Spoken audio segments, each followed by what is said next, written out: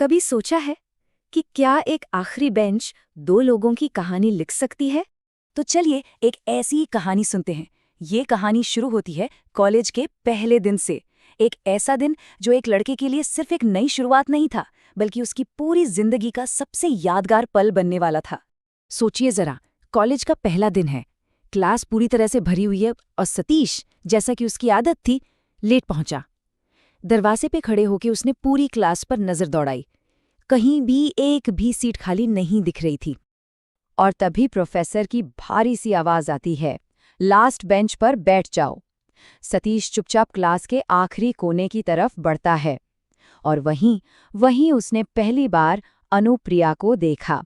एक लड़की, कानों में हेडफोन लगाए, जैसे अपनी ही दुनिया में खोई हुई थी। शांति से बस नोट्स लिख रही थी। चेहरा बहुत ही सिंपल सा था, पर उसकी आंखों में ना एक अजीब सी गहराई थी। और बस उसी एक पल में सतीश का दिल जैसे रुक सा गया।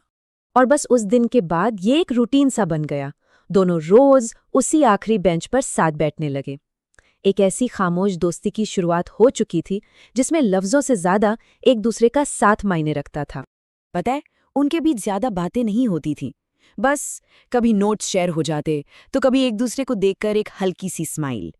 ये एक ऐसा रिश्ता था जो बिना कुछ कहे ही न जाने कितना कुछ कह रहा था। और फिर एक दिन इस खामोशी को तोड़ा अनुप्रिया ने। उसने सतीश से पूछा, तुम हमेशा हंसते रहते हो, टेंशन नहीं होती? सतीश भी हंसकर बोला, टेंशन तो बहुत है, बस दिखाता नहीं। और बस यही वो दिन था जहां से उनकी बातों का सिलसिला आखिरकार शुरू हो गया।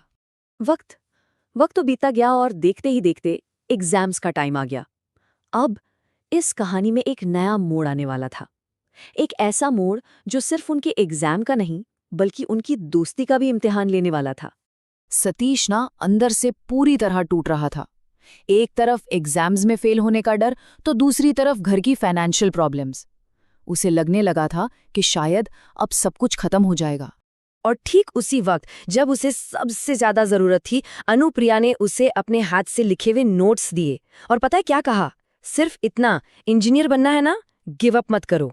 ये सिर्फ नोट्स नहीं थे, ये वो हिम्मत थी जिसे सतीश शायद खो चुका था। और फिर वो दिन आ ही गया, रिजल्ट का दिन। पूरी क्लास में एक अजीब सी, एक चुभती हुई खामोशी थी। हर दिल जोरों से धड़क रहा था। सतीश की नजरें भी बस नोटिस बोर्ड पर टिकी हुई थीं। और रिजल्ट था सतीश पास। वो पास हो गया था, वो भी अच्छे नंबरों से। एक पल के लिए तो उसे यकीन ही नहीं हुआ। लेकिन कहानी में एक ऐसा ट्विस्ट आया जिसके बारे में किसी ने सोचा तक नहीं था। अनुप्रिया फेल हो गई थी। सतीश एकदम हैरान था। उसे कुछ समझ नहीं आ रहा था कि आखिर ये कैसे हो सकता है। जिस लड़की के नोट्स पढ़कर वो पास हुआ, वो खुद कैसे फेल हो सकती है? ये सवाल सिर्फ सतीश का नहीं, शायद हर किसी के मन में उठ रहा था। जब सतीश ने अनु से पूछा, तो उसने बस एक हल्की सी मुस्कान के साथ जवाब दिया, कभी-कभी किसी और को जिताने के लिए खुद रुकना पड़ता है। इस एक लाइन में उसने अपनी पूरी कहानी, अपनी पूरी कुर्बानी बयान कर दी थी। वक्त तो किसी के लिए नहीं रुकता, वो आगे बढ़ गया। लेकिन कुछ कहानियां वो अधूरी रहकर भी पूरे होने का इंतजार करती हैं, है ना? ठीक 1 साल बाद सतीश एक सफल इंजीनियर बन चुका था। अपना जॉब ऑफर लेटर हाथ में लिए वो सीधा उसी कॉलेज की आखिरी बेंच पर पहुंचा जहां से उसकी कहानी, उसकी जिंदगी शुरू हुई थी। और वहां अनुप्रिया थी, जो अब उस कॉलेज की टॉपर बन चुकी थी। देखिए, 1 साल के इंतजार ने दोनों को उनकी मंजिल तक पहुंचा ही दिया। एक इंजीनियर बन चुका था, तो दूसरी टॉपर। सतीश ने अनु की तरफ देखा और कहा, लास्ट बेंच से शुरू हुई कहानी लाइफ पार्टनर तक ले चलोगी?